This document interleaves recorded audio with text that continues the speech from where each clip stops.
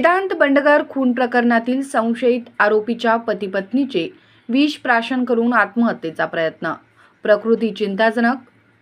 सांगली जिल्ह्याला हादरवणारी वेदांत बंडगर खून घटनेतील संशयित आरोपी सागर चौगुले व त्याच्या बायकोने कवठेमहांकाळ पोलीस स्टेशनमध्ये आत्महत्या करण्याचा प्रयत्न केला आहे।